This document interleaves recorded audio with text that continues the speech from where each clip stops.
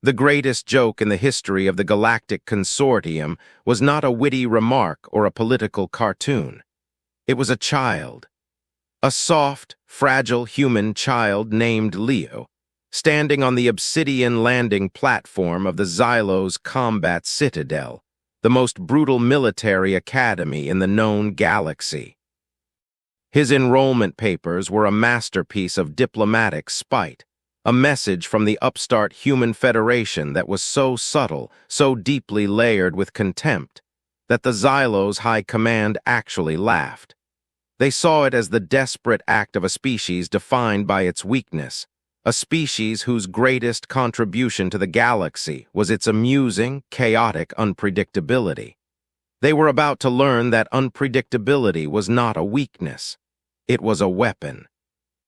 And in 6 months, that joke would graduate at the top of their most elite class, leaving a trail of shattered pride and the terrifying realization that they had just witnessed the birth of their own obsolescence.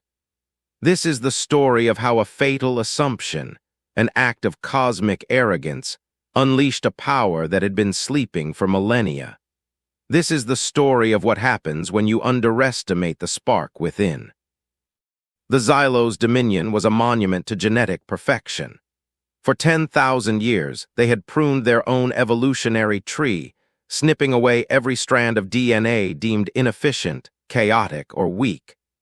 They were a species sculpted by design, each citizen a living masterpiece of biological engineering. Their warriors were born with hyperdense musculature, crystalline bone structures, and neural pathways optimized for instantaneous tactical response. They moved with a lethal grace, their every action dictated by millennia of perfected combat doctrine. In their eyes, the rest of the galaxy was a chaotic mess of flawed, accidental biology, and at the very bottom of that list were the humans. To the Xylos, humanity was an evolutionary absurdity, a species that was somehow both apex predator and fragile prey. They were soft-skinned, prone to disease, emotionally volatile, and possessed a lifespan that was, by galactic standards, pathetically brief.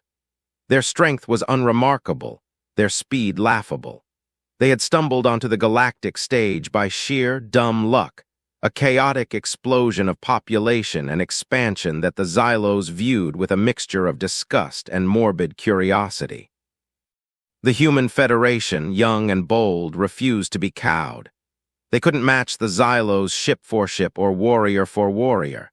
So they fought with what they had: ingenuity, diplomacy, and a deep, infuriating understanding of psychological leverage.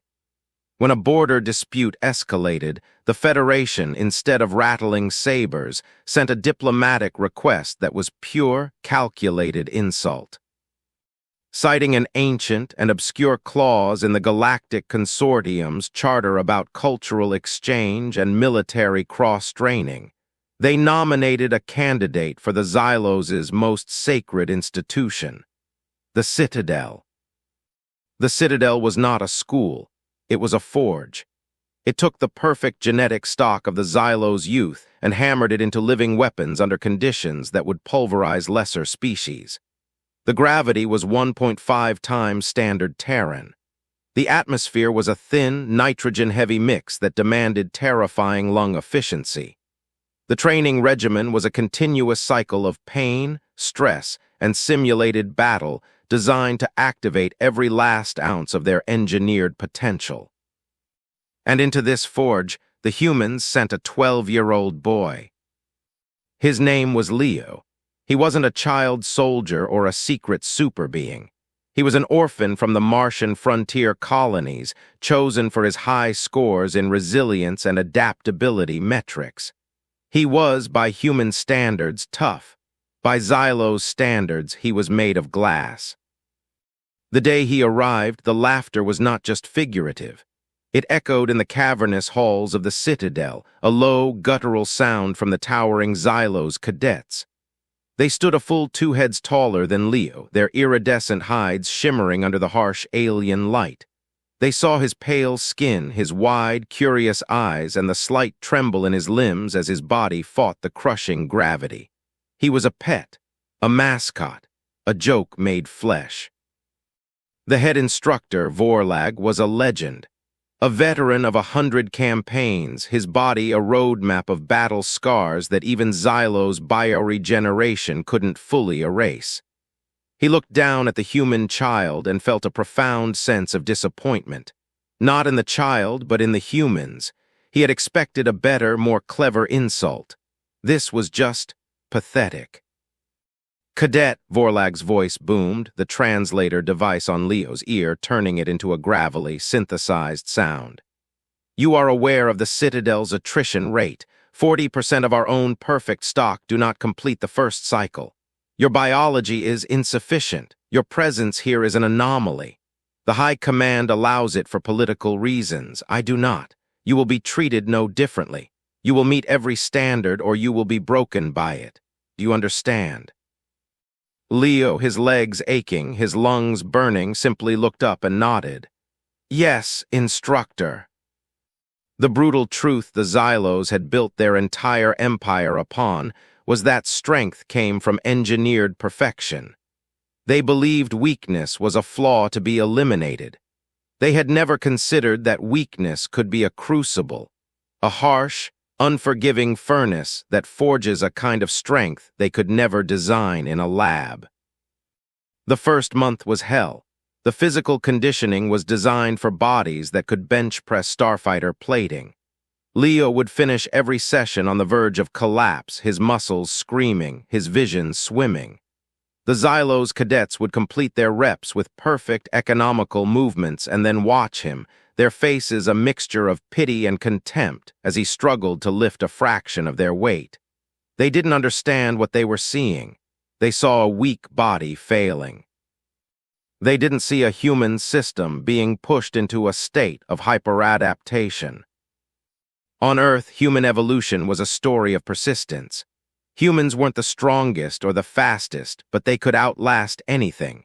They could hunt by running an animal to the point of heat exhaustion. Their bodies were built for endurance, for sweating, for regulating temperature over vast distances and long periods.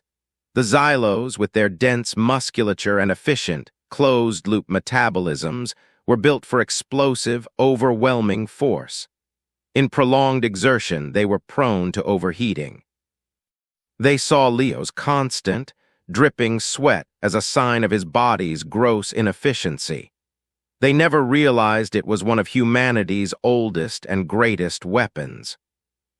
In the endurance runs through the canyons under the Citadel's two suns, the Xylos cadets would burst ahead, a pack of perfect predators. Leo would fall behind, his pace steady, his breathing ragged but controlled. One by one, the Xylos would have to slow, their bodies hitting thermal limits. And slowly, agonizingly, the small human figure would jog past them, his face a mask of grim determination, sweat plastering his hair to his forehead. He never finished first, but he always finished. And every day he finished a little stronger than the day before. The instructors noted it as an anomaly, a curiosity. The second brutal truth the Xylos had forgotten was that a rigid mind, no matter how fast, is a brittle one. Xylos' combat training was about doctrine. They drilled flawless responses to thousands of scenarios. Their brains were hardwired for it.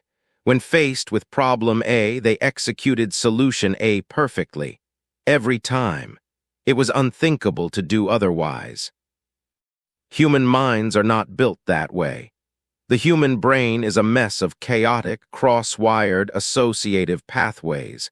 It is a machine for lateral thinking. It's why humans invent music and tell lies and ask, what if? This became terrifyingly apparent in the strategy simulations. The SimDome was a holographic chamber that could replicate any battlefield. The cadets were put through historical engagements, tactical puzzles, and command scenarios. The Xylos cadets excelled. They applied the correct doctrines with breathtaking speed and precision. Leo was a disaster. At first, he didn't know the doctrines. He tried to react, to think on his feet, and the cold, hard logic of the Xylo's simulations crushed him. He was losing badly. The instructors used his failures as teaching examples of what not to do. "See here," Vorlag would point out on the main screen, "the human's emotional, erratic response. He sacrifices a key defensive position for a low-probability flanking maneuver. Illogical. Inefficient." But Leo was learning. He wasn't memorizing the doctrines. He was learning the system. He started to see the simulation not as a battle, but as a program with rules that could be bent. He started using tactics that weren't in any Xylo's playbook because no sane Xylos would ever conceive of them.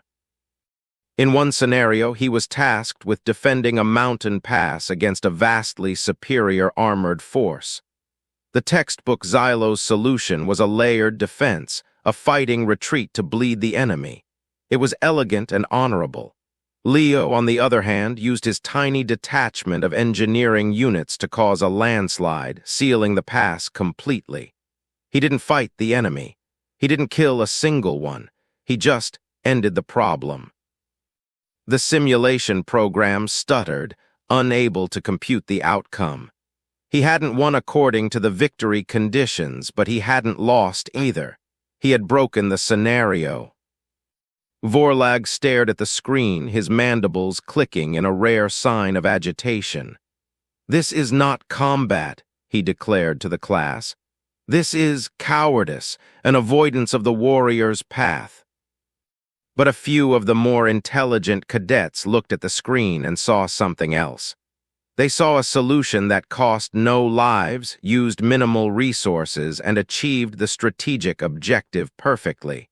It wasn't honorable. It wasn't elegant, but it was brutally effective. The joke was starting to feel a little less funny.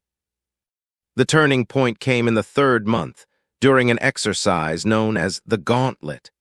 It was a 5-day survival and evasion test on a nearby moonlet, a desolate rock with a corrosive atmosphere and predatory native fauna.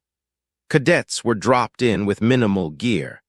The objective was to reach an extraction point 800 kilometers away while being hunted by autonomous combat drones. This was the Citadel's ultimate weeding-out tool. It tested everything: physical endurance, stealth, combat skill, resourcefulness. For the Xylos, it was the application of their perfect physical forms. They could outrun the drones, fight the native creatures, and endure the elements through sheer biological superiority. For Leo, it should have been a death sentence. He was dropped off, and immediately the difference was clear. The corrosive atmosphere made his eyes water and his lungs burn. The native predators, giant insectoids, saw him as easy prey. The drones, with their advanced sensors, would surely spot his inefficient, heat-shedding body from miles away. For the first day, he just survived. He hid. He ran. He used his small size to crawl into crevices the larger Xylos couldn't access. He watched them. He saw how they confronted every obstacle with force. A creature attacks, they kill it. A ravine blocks their path. They perform a powerful, gravity-defying leap to cross it. A drone patrol appears, they engage their personal cloaking fields and wait for it to pass. Leo had none of that. His weakness was absolute, and so he was forced to rely on the one thing they didn't have: human ingenuity, born from a million years of being the underdog. He couldn't fight the insectoids, so he learned their patterns. He realized they were drawn to heat. He started building small, decoy fires to lure them away from his path. Then he had a better idea. He captured one of the smaller, scavenger types, wounded it, and tied a thermal beacon from his emergency kit to its shell. He let it go. The hunting drones, programmed to seek out Xylo's heat signatures, immediately locked onto the creature and followed it for miles in the wrong direction, leaving a clear path for Leo.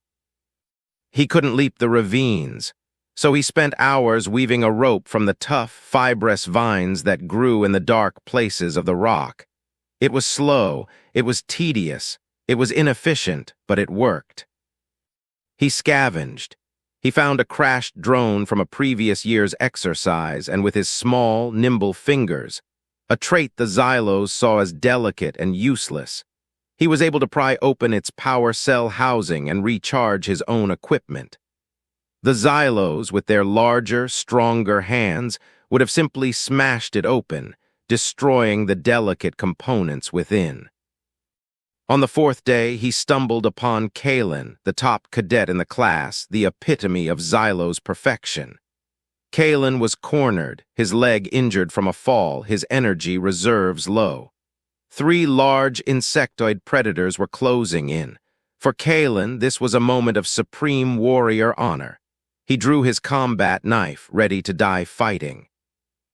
Leo didn't see honor. He saw a problem to be solved. He yelled, drawing the attention of one of the creatures. It was a stupid, suicidal move. But as it charged him, it ran straight through a patch of bog-like geothermal vents that Leo had carefully noted on his map. The creature's heavy body sank into the superheated mud, screeching in agony. The other 2, momentarily confused, paused. That was the opening. Leo threw the only weapon he had, a rock. He wasn't aiming for the creatures.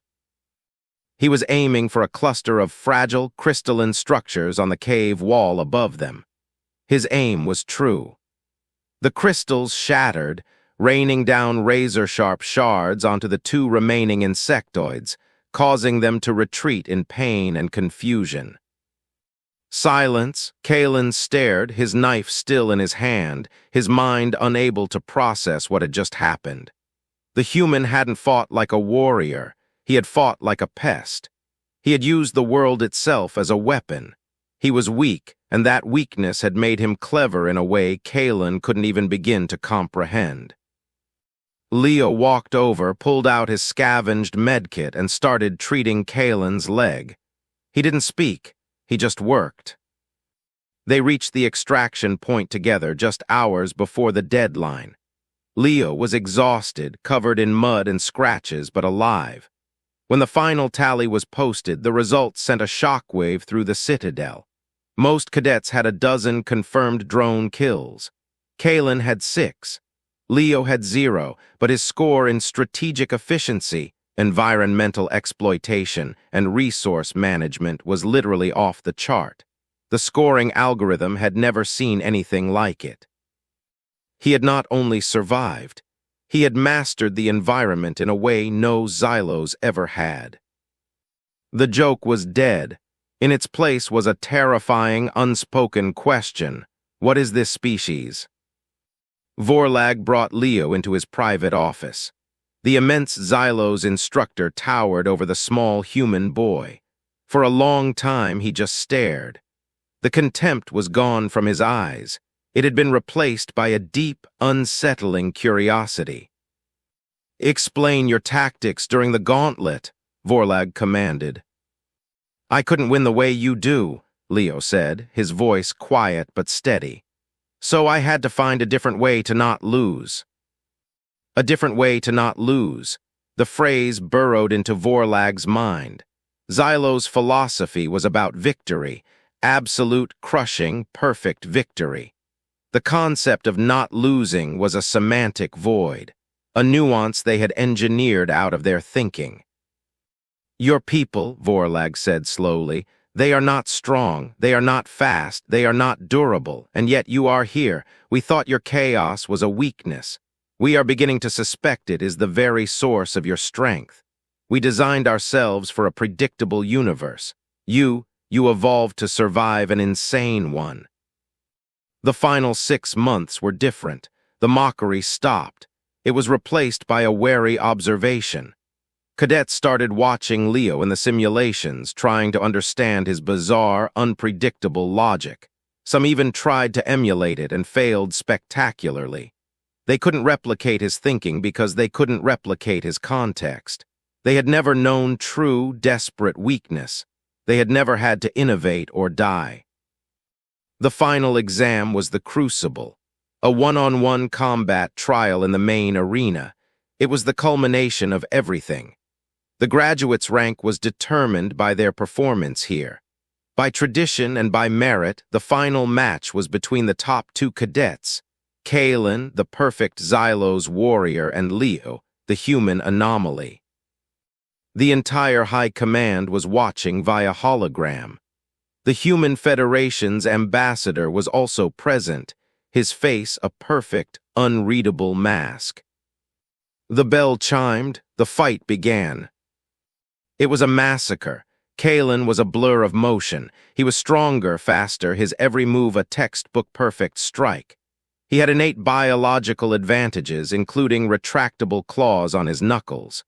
Leo was on the defensive from the first second. He dodged, he weaved, he blocked. He was taking hits, his body armor flashing red with impact warnings. To the observers, it looked like a predator toying with its food. But Vorlag watched and he saw something else. He saw Leo's eyes. They weren't panicked. They were focused. He wasn't just reacting. He was learning. He was doing what his species had always done. He was enduring the storm and collecting data. He was letting Kalen run his perfect programs, letting him burn his energy in explosive, inefficient bursts. 5 minutes in, Kalen was untouched. Leo was bruised, battered, his armor integrity at 40%. Kalen lunged, seeing the opening for a final, decisive blow. And that's when Leo changed the rules. Instead of dodging, he moved into the attack. It was a completely illogical, suicidal move. It violated every single tenet of combat. Kalen's mind, hardwired for predictable responses, hesitated for a microsecond. A single, fatal microsecond of confusion. In that instant, Leo wasn't aiming for Kalen's body. He slammed the heel of his palm upwards, not at Kalen's chin, but at his nose. Not a powerful blow, but a precise one. For a human, a broken nose is a painful, disorienting injury. For a Xylos, whose advanced olfactory senses were a key part of their spatial awareness, it was a sensory cataclysm. The sudden, blinding pain and flood of scent data sent a shockwave of confusion through Kalen's nervous system. He staggered back, momentarily blind and disoriented. His perfect doctrine had no response for this. It was a dirty, cheap, inefficient attack. And it was all the opening Leo needed. He didn't press with a flurry of strikes. He did something even more alien. He ran. He sprinted to the arena wall where the emergency equipment lockers were. Kalen, roaring in frustration, charged after him. Leo wrenched open a locker not for a weapon but for a fire suppression unit, a foam sprayer. As Kalen closed in, Leo spun and discharged the entire canister in his face. The thick, cold foam instantly clogged Kalen's nose and mouth. For a Xylos whose respiratory system was a model of efficiency but had no tolerance for blockages, it was like being drowned on dry land. Kalen panicked. He clawed at his face, his perfect combat training forgotten, replaced by the primal, desperate need to breathe. Leo walked up to the flailing, choking Xylos. He didn't strike him. He simply waited. After a few seconds, Kalen collapsed to his knees, gasping, his body having automatically surrendered the fight to focus on survival. The arena was silent. The High Command was silent. The human ambassador smiled, a small, knowing smile. Leo had won. He hadn't overpowered his opponent. He hadn't outfought him. He had taken his opponent's perfection, his reliance on a predictable system, and turned it into a fatal weakness. He had used a fire extinguisher and a punch to the nose to defeat the greatest warrior the galaxy's most advanced military academy had ever produced. At the graduation ceremony, Leo stood on the podium. He was still the smallest one there, but no one was laughing. Vorlag himself placed the valedictorian medal around his neck. "We thought strength was the absence of weakness," Vorlag murmured, his voice too low for anyone else to hear. We were wrong. True strength is the ability to leverage weakness, to adapt, to endure. You have taught us a lesson, human, a terrifying one. The brutal truth that dawned on the Xylos' dominion that day was this. Their quest for perfection had been a quest for stagnation. By eliminating their flaws, they had eliminated their potential for growth.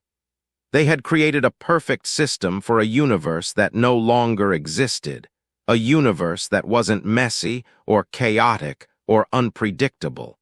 They had engineered themselves into a strategic dead end. Humanity, with all its flaws, all its chaos, all its softness and emotion, was built for the universe as it truly was. Messy, unpredictable, insane.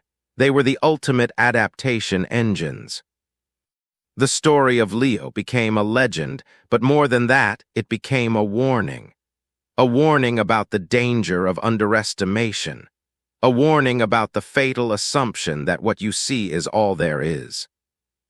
And it is a warning for you. Look in the mirror. What are the things you have been told are your weaknesses? Are you too emotional, too chaotic, not disciplined enough, too sensitive, too quiet, too loud?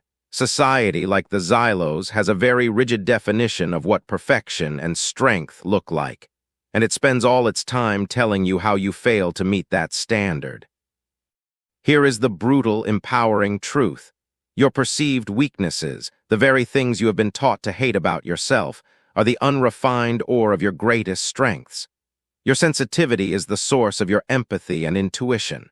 Your chaos is the engine of your creativity and unpredictable genius. Your quiet nature hides a depth of observation that others miss. Your emotional core is not a liability. It is the fuel for a passion and resilience that a cold, logical mind can never comprehend. Stop trying to engineer the humanity out of yourself. Stop trying to fit into the narrow, brittle definition of strength the world gives you. The story of Leo is not about a human defeating an alien. It is the story of adaptability defeating rigidity. It is the story of ingenuity born from desperation. It is the story of the spark within, that messy, chaotic, unpredictable, and utterly unstoppable force that is your true human potential. The joke the universe plays is on those who believe in predictable outcomes. You are the unpredictable variable. You are the tactical solution that is not in the playbook. Embrace your so-called flaws. Sharpen them. Leverage them. Learn to use the world as a weapon. Be the one who finds a different way to not lose until you are the only one left standing. They enrolled a human child as a joke. He showed them that their entire existence was built on one. Now, go and show the world what kind of power it has been foolish enough to underestimate in you.